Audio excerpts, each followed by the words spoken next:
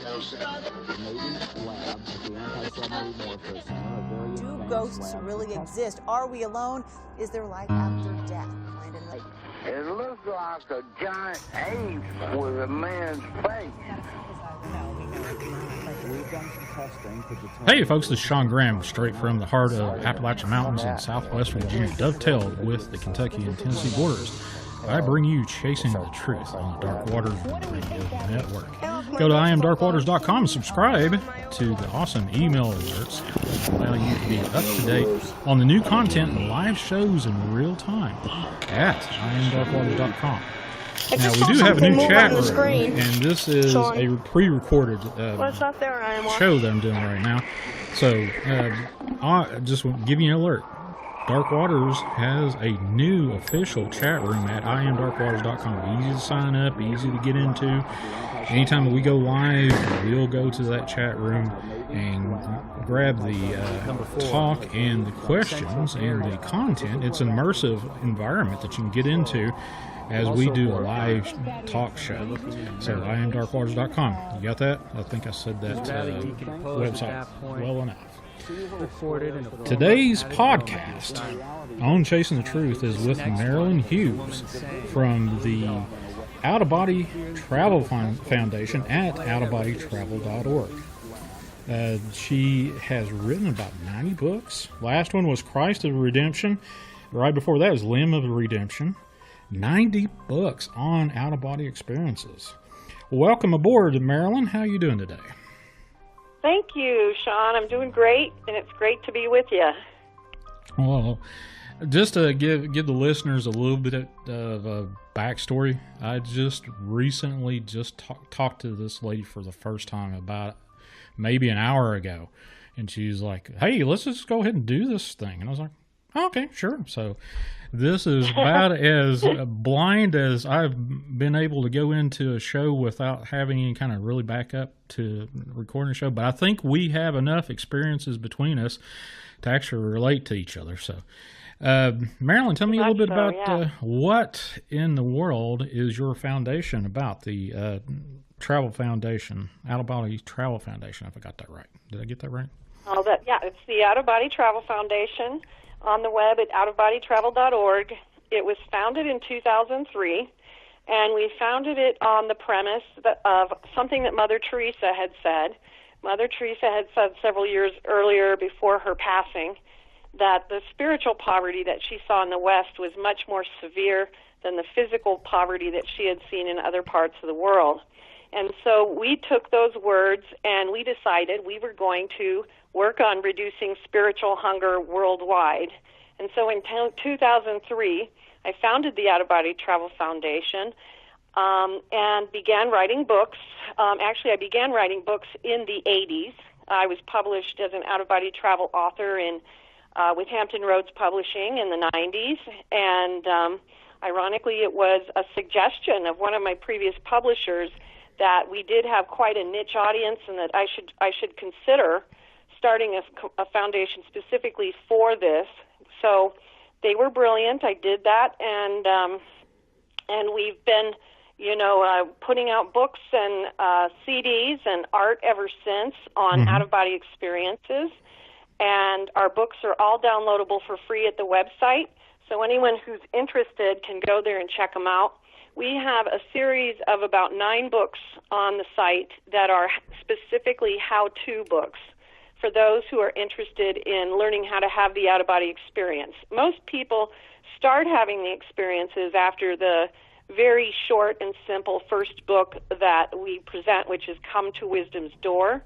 But each of the subsequent books in that series takes you deeper and deeper into the phenomenon and the understanding of what's happening. And so what I usually recommend for first-timers is to start by reading Come to Wisdom's Door and The Mysteries of the Redemption, and then you can follow those series in sequence to follow that journey. We also have a free course of study at the website. You can go to the website, click on Course of Study.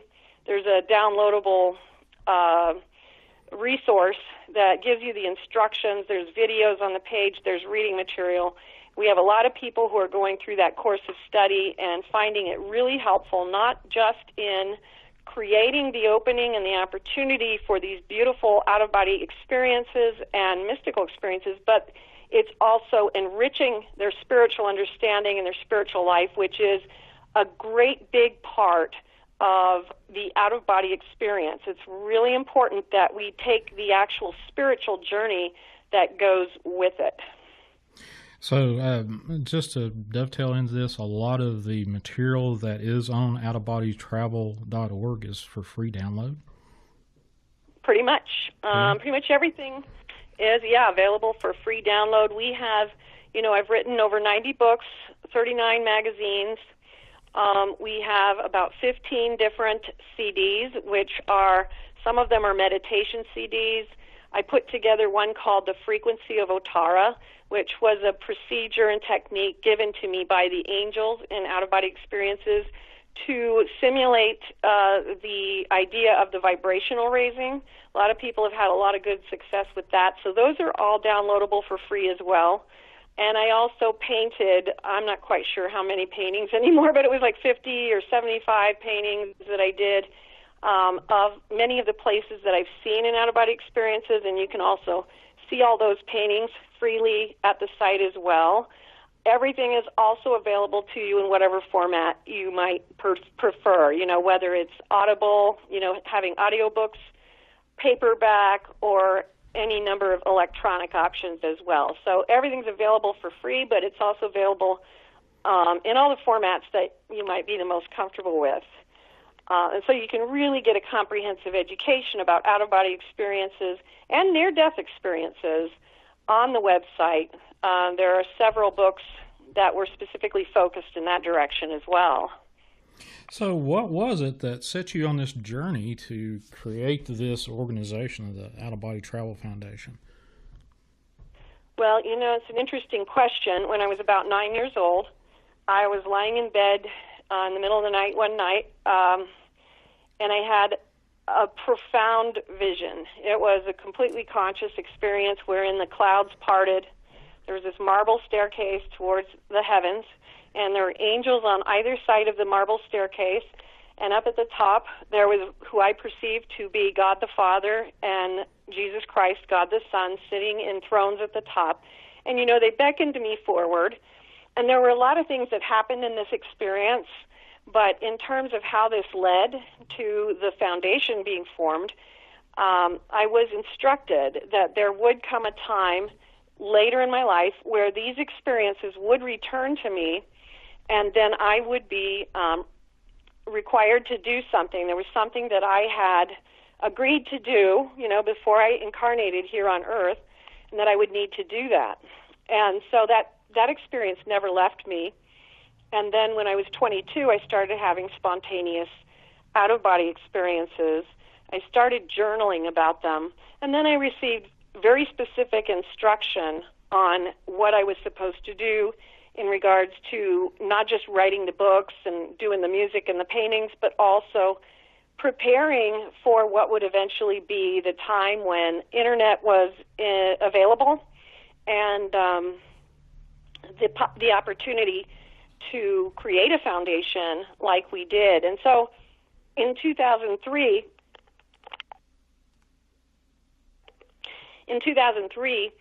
we founded the foundation, and I had 3 books in print at the time, and they were The Mysteries of the Redemption, and then there was the book called Galactica, which is a treatise on death, dying, and the afterlife, and there was a children's book. And now we have, I think, 3 children's books. But we have a ton of other books now, and it's interesting because when I founded the foundation, it was just a couple of years after I had been diagnosed with a very serious situation, and I had a near-death experience that year, which kind of foreshadowed everything that has happened since. And so it was very divinely guided every step of the way, really. And, a lot of the work goes into what I call the path of purification, which is the path that most of us need to take here in this realm. It's why we're here.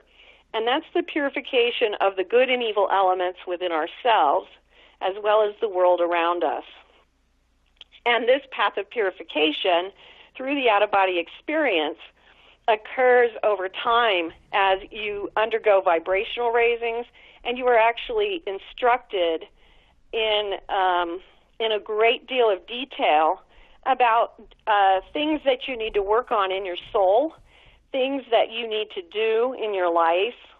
And so the Mysteries of Redemption really lays that out for you, this path of purification, which then moves into what I call the path of discrimination, which is a lot of stuff about energetic alteration, which again is mentioned in my latest book, The Christ of the Redemption, which has a lot to do with spiritual warfare and energetic alteration, and then the path of discipline. So there's 3 paths. And, these 3 paths of purification, discrimination, and discipline correlate with the monastic traditions of both Catholic and Buddhist religion and other religions that have monastic traditions. When you look at their mystical theologies, it all goes back to the threefold path. And they have different names for those. In Buddhism, it's purification, discrimination, and discipline.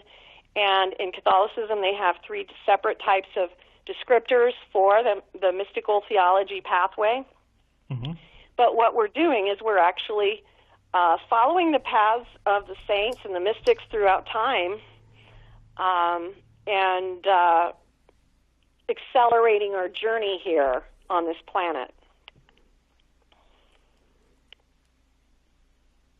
Okay. So you mentioned that you saw before you angels and God and Jesus Christ. My own personal near-death experience, I came across several angels. Do you recall any names or anything of that nature with the angels? Well, when there's been a lot of different angels through many, many years. Mm-hmm. So I've had experiences with, cherubs, with golden angels, with St. Michael, many beautiful experiences with St. Michael the Archangel, and many other angels and also spiritual guardians. For instance, one of my spiritual teachers called himself Kutahe, and he taught a combination of the Oriental ways of wisdom with the Christian path. My first spiritual teacher was a guide by the name of Emmanuel, but he wasn't Jesus. He was named Emmanuel, but he was different.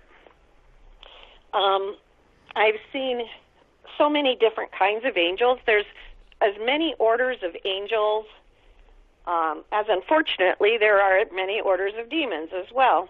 And a couple of books that I wrote in the overview series are about that. One of them is called Angelology, and the other one's called Demonology, where you can really get into understanding the demonic realms and the angelic realms, because they are so vast, and it isn't a real simple subject. There's a lot of them, you know what I mean? You can have angels who are very traditional looking, like with the wings and stuff that we experience, and then you have angels who manifest in completely different ways. There are angels who are, purely white with these bright, big, feathery angels, and then you have ones that are purely light, where they're particular, they're particles. You can see through them. And then you have the cherubs, which are just adorable. But there are so many others. You have the archangels, you have the hierarchies. And as you travel in the out-of-body travel state, you will be taken through many different hierarchies depending on your level of learning at the time. And so a lot of these things are broken out into separate books to help readers find their way through the journey. Okay. So let's break it up just a little bit. And you had mentioned to me that you one of your interests now is remote viewing. Can you kind of explain that? Maybe even go into a little bit about it? or are you all this husky? Yeah, it is kind of a new thing with me. I was asked to consider going into a training to do some remote viewing, and so I am still training for that. And it's interesting because I've learned a lot about it that is different than what I expected or thought. Remote viewing and out-of-body travel are very different processes. I think that before I studied it, I thought that they were much more similar, but they're actually quite different. So remote viewing is using a very different part of your brain, and it's a much more intuitive experience, whereas out-of-body experiences are just really very, very spiritual. And so I'm undergoing the training for that in terms of learning how to remote view, and we'll hopefully be able to use this in the future for some good things, hopefully, down the road. Sometimes they have cold cases, missing persons cases, and then other types of things that remote viewing is used for. And I'm hoping to continue learning more about the skill. Right now I'm learning what's called trans-dimensional remote viewing, and I'm hoping to learn more also about scientific remote viewing, controlled remote viewing, and associative remote viewing, and just doing a lot of research on all of the different forms of the remote viewing process. Mm-hmm. And so, the system that I'm learning under is a Joseph McMoneagle system. And you know how the original Stargate RVers, the original ones, there's like 6 or 8 of them, they all have, a particular way that they do it. And so the particular way that I'm learning right now is the way that Joseph McMoneagle trains. I'm learning under that method in trans-dimensional remote viewing. But, there's also a lot of other, Stargate remote viewers who have modifications of the remote viewing process, and I'm very interested in learning what the differences and the similarities are. There's a lot of similarities between them, but there's, minor differences, and some of the different ways that they do things. Mm-hmm. For instance, like scientific and controlled remote viewing is used more for the military-type projects. So, they all have their different use as well. So where did, say this Joseph McMoneagle, I guess that's not last name, where did he get the idea to do remote viewing? Do you know? Have you got into that kind of historical part of it? Well, Joseph McMoneagle is one of the most famous remote viewers in the United States. He was the third remote viewer that was actually recruited by the United States Army in the 70s during the Stargate program.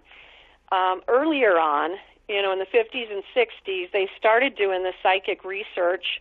They were mirroring some of the efforts that were made in the Soviet Union at the time.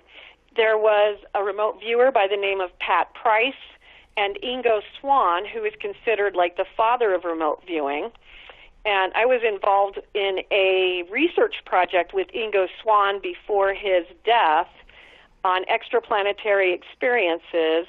We were involved in that along with Dr. Edgar Mitchell, who was one of the Apollo astronauts, the sixth man on the moon. And Joseph McMoneagle was the third remote viewer who was called in under Ingo Swann. And there were like 5 to 8, I think, more that are very well known, who have their own remote viewing techniques and courses that they offer, and their own companies, private contracting companies that do this sort of thing now. But there are a lot of other remote viewers that have emerged underneath all of them. But Joseph McMoneagle was considered one of the most accurate and one of the most reliable remote viewers in the Stargate program. He still to this day is considered the best. And so he was actually recruited into this when he was, he was in the Army serving, and from what I understand, he was in the Vietnam War, deployed, and he had the people that worked with him, soldiers that worked with him, noticed that he seemed to have this sixth sense. He would know when to stay away from something because there could be trouble. And somehow word got to the people who were working on the remote viewing program, and that included Dr. Russell Targ, who was one of the founders, Hal Puthoff, and they heard about him and recruited him into the program and then had him do quite a bit of testing things, and they were very impressed because he really was just very gifted. And then, Ingo Swann had begun with the formal creation of the remote viewing techniques, which is now, considered the controlled remote viewing norm. And then all of these other Stargate remote viewers have modified and added to, depending on their unique area of expertise, and so there's several of them. There's Major Ed Dames, there's David Morehouse, there were others. I actually have heard and studied a little bit about Russell Targ. He's got a app out that's called the ESP Trainer. I've used over the last several years. That's interesting that you mentioned that. Well, he was he is a very brilliant man, and he what he did in his time is very unique because he was able to bring together a lot of the things that he was reading in ancient Eastern texts, actually, ancient sacred texts, and bring it together with the concepts of remote viewing. And he was very much involved. He was pretty much, the foundation, along with Hal Puthoff, Ingo Swann, Pat Price. Pat Price died fairly young, so then it went to Ingo Swann to kind of carry it on. But Dr. Targ was very brilliant in bringing together some of the ancient teachings of the yogis, the swamis, and in those ancient sacred texts, and utilizing it and converging it with remote viewing. And ironically, this is something that I find very fascinating because one of the things you'll see if you go to my website is that I am very much involved in the ancient sacred texts. And this was something that I was instructed to do in several out-of-body experiences I had with both Jesus Christ and the Buddha, where they told me to retrieve the ancient sacred texts. And so I started doing that, a few decades ago.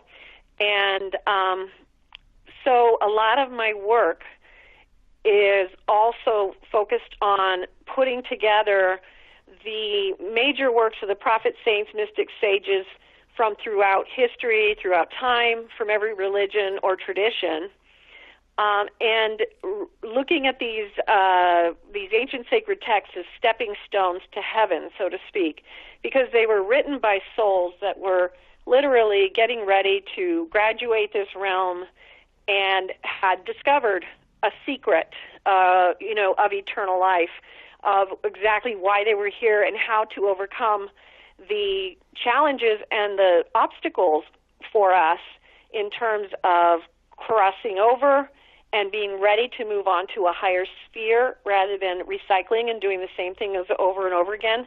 And ironically, in many of my out-of-body experiences, I was shown the ancient sacred texts of the prophets, saints, mystics, sages, and ascetics were like a staircase. It was books made into a staircase that went from earth to heaven.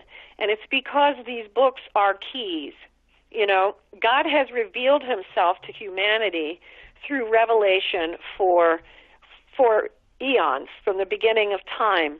And we forget that every person who has encountered God provides us with a window into who God is. So every single one of these ancient sacred texts, God revealed something of himself to that particular saint or person. And not, most of these messages There are similarities, but there are also differences. So the more that we immerse ourselves in the ancient sacred texts, the more we come to know who God is and what it is that we need to achieve and accomplish while we're here for this short and temporary time on earth, which we often forget is the case because we are here for a very short time. And so we want to remember we're here for a reason. So we want to figure out what that reason is. We got to go to the people who figured it out first. You know what I mean? So what I needed to ask you is about these ancient sacred texts. How are you getting your hands on these? Is this something that you physically get your hands on the written word, or how do you come about them? Well, I now have a pretty significant library. Ironically, when I was told to start this, I didn't have any books in my house at the time. We'd moved a lot and hadn't carried books with me. And so it started out where I just started picking up texts. I had to learn about them. I remember contacting a university and asking the religion department, for lists of what are the ancient sacred texts. And, of course, they would laugh because there's so many of them.